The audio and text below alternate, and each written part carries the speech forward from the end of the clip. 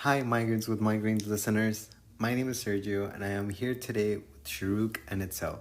The three of us are part of a group of immigrant youth from New Jersey which advocates for destigmatizing mental health in our communities by sharing our personal stories. On today's episode, we will have a conversation on stigma around mental health and mental illness in immigrant households. And we will be starting off by talking about one thing that we do in our house with our family that brings us joy. One thing that we do in my house is that we like to get together and eat food together, like from Mexico. What about you? Um, it's just really general. What brings me joy is just spending like time with my family, and we could be really doing anything just because I don't get to spend a lot of time with them. Either I'm working or I'm just not home. How about you, Sharu? Yeah, for me it's also like everybody likes to do something different. So like I play dominoes with my dad or like watch TV with my mom or go shopping with my brother. Yeah. Nice. Talking about spending time with family, like because of the pandemic, we have been spending, a lot of time at home. And so this brings about the question is have you been in the situation where you would have to set I guess some boundaries between you and your families? Yes. Oh my God, yes. Do you want to share? I think we will be here all day if I start sharing why I have to set boundaries with my family. But just in general, honestly, like I feel like any migrant family can really relate. Sometimes I feel like our families can be like very overbearing. As a whole, I feel like we can be very like workaholic. So, I mean, I know I grabbed that from my parents, and they've just kind of taught me to be that way if you want to get ahead in life because they didn't really have that opportunity. Like, that's why we're here. So Oh God.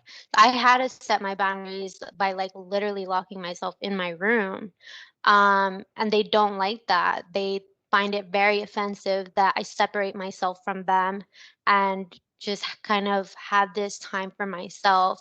And they don't really understand why. And I try to have the conversation with them that it is for my mental health, it is for my well being because I don't have a lot of time for myself. Like I'm at work and I'm still around other people. When I go out, I'm still around other people. Like I literally need that time by myself and they just get really offended. I don't know if you guys can relate to that. Yeah, it's completely understandable. And yeah, I feel like sometimes being at home for long periods of time, there was moments where people would say comments for example about I feel like in my family the topic that is brought up a lot is weight. So with the Yeah. pandemic, we're not going outside a lot or Yeah. exercising. And people are just coming in and just telling comments about oh, you gain weight or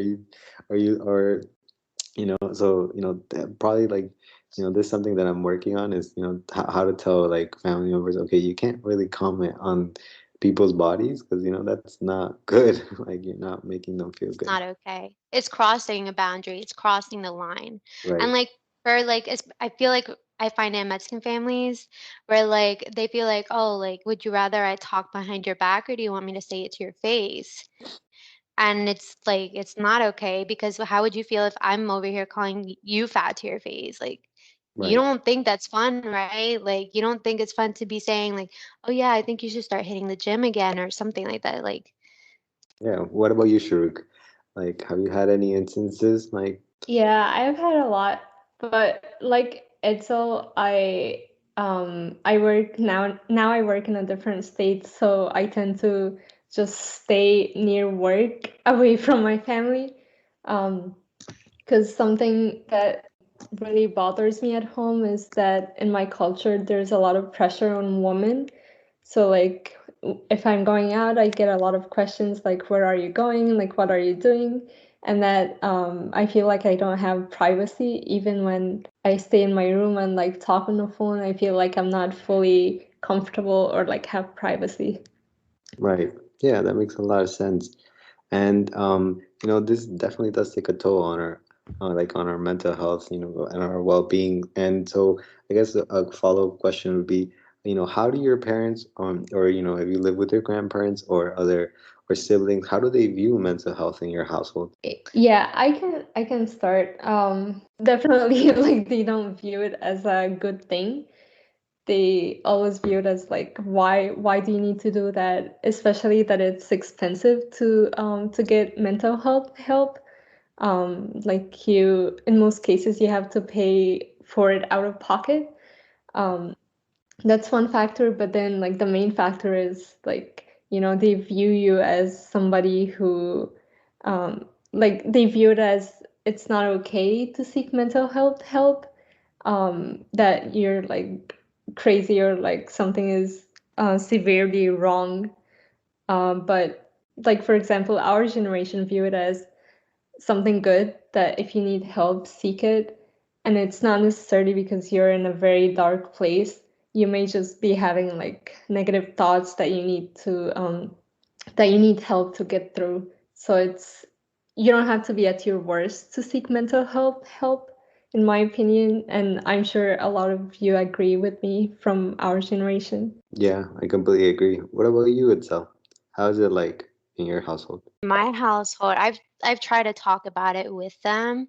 Um, I mean, from my parents' point of view, they've just kind of shrugged everything under the rug. Like the way that they get past their own mental health problems is just kind of not addressing things. And like I said, my family's pretty like into their work, and what they do is they just basically distract themselves with work. So they're constantly like always doing something.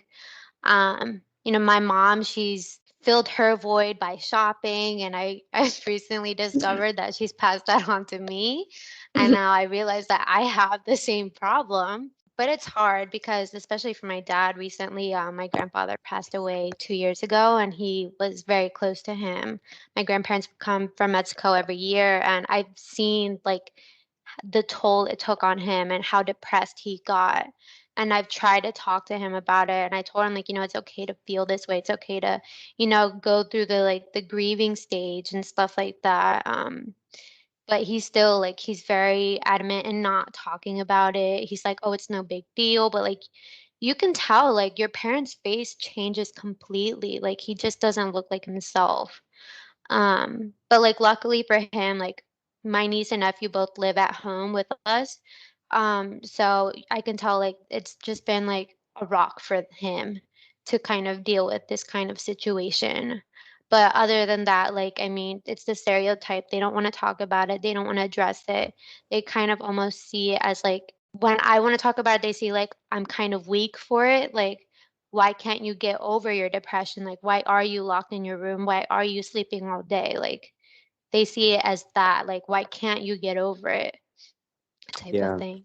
No, yeah, Hmm. yeah, like right, weakness, and the I guess putting some emphasis on that word, right? Because I feel like for example, like my mom and just like a lot of our parents, right? They immigrated to this country, so I guess they try to be very strong, and because just having to come to another country, right? They had to overcome many obstacles, so maybe one way they try to like help us is well, like telling us that we're being like that we need to be stronger. But I guess from what I'm understanding, right? It's like it's not a weakness to really seek for help, right? It's you need to when you really need it, you want to get it. So I guess a question to follow up would be like, has there been any instance that you've wanted to get, for example, help for mental health, and did you ever get like an opposition to that from your family members? I brought it up one time to my parents that I was really not feeling good and I want to seek mental health help. And it's just like it's not necessarily they didn't verbally say they were against it, but like I got the looks that like you're crazy, like why do you want to do that? Or like they were opposed to it just by like the looks that they gave me. The disapproving look, yeah. Yeah. So it made me feel discouraged and like And I ended up at that moment, I ended up not seeking mental health just for that situation. Right. Yeah. Right. What about you, Itzel? Have you had any instance of wanting to ask for help and for example, like and asking for it, like you felt worse or like you felt more that more pressure was put on you because you wanted help? I'm gonna be super honest. Like I've said, I work in the mental health industry. I work for an organization that provides mental health services, and because that experience and that past experience with my family, I still feel some type of way to get mental help, like mental health help. It's still in the back of my mind. It still makes me feel like why are you doing this, you really can't get over it, I still have those thoughts creeping in the back of my mind, and I know I shouldn't think this way, and I'm such an advocate for seeking mental health, but it's still hard, and I hate admitting that. But I mean, as a kid, I've always struggled with depression, and I didn't know it was depression until I started talking about it with my friends, and I'm like, another super honest moment with you guys. When I was a kid, I would have these really dark thoughts of killing myself. And I expressed that to my friends. And they're just like, I thought it was super normal. And they're just like, no, are you okay? Why would you ever think that way? And then that's when I began to really realize the depth of the situation. Um, it's still hard, but there's a lot of resources out there, and I think that's what's important about having a podcast like this is kind of spreading the word about these resources that we do have, especially now when the whole pandemic started. There's a lot of telehealth help out there, including for my organization, we provide this affordable mental health service where the first 2 sessions are free, and then after that, there's a sliding income scale where you can pay basically what you can afford. And it doesn't have to be so much out of pocket. And if there's other services out there where your insurance can cover it, I think that's great. Yeah, something that you said that stuck to me is it sounded like you had to go to your friends. It sucks that you can't share with your parents or you feel like you'll get disapproval or or feel discouraged if you share with your parents. So you feel like you need to find somebody else when your family should be the first people to support you if you need that help. Exactly. I don't know if this is with I don't want to generalize every migrant children's experience, but I feel like it's really common for us to seek this validation from our parents and constantly get this approval. Just because of the expectations that they have of us, especially bringing us here. Right. And so I guess, a question that comes to mind is so how would you talk about mental health with your children now that you can you see how your parents are with you? Like what would you change? For myself, obviously I don't have children yet, but I'm constantly around my niece and nephew. So right now I encourage them to express their feelings. I constantly try to ask them how are you feeling, and to let them know that it is okay to feel these feelings. Even my 6-year-old niece, she'll cry, and then we'll ask her why, and then she'll be like, I don't know, I just feel like crying. It's like, okay, well, that's okay. Let your emotion out, but I'm gonna be so open with them and let them know that it's okay. And especially to not be afraid to come to me with how they're feeling, but to open up to me instead. Yeah, definitely. Something I will do with my children is that I don't want them to be in the situation where I have been with my parents. So, because a lot of times when I don't feel supported, when I feel like I can't share with my parents, I keep it inside, and that affects me negatively even more when I do that. So, something that I want to teach my children, or I want to do for my children, is to make them feel supported and have good communication with them, let them know that it's okay to express their feelings, that I'm going to support them and I'm going to hear them. I think that's very important. Yeah, definitely. Well, thank you both for sharing, and yeah, we'll see you all next time in the next episode. That's all for today, Migrants with Migraines listeners. And to summarize, we learned that first, setting boundaries takes time and patience. Two, that you're not alone if you've ever faced opposition when seeking mental health. However, we encourage you to have these conversations with your family and to be honest about how you feel and what your needs are. And lastly, we will take what we learned from our experiences when seeking mental health and use it to redesign our approach to parenting in the future. Our resource for today is Crisis Text Line. Crisis Text Line is a free 24/7 mental health service that connects you with a crisis counselor. All you have to do if you're feeling down, having negative thoughts, or just want to vent is to text CONNECT to 741-741. You will have someone to talk to.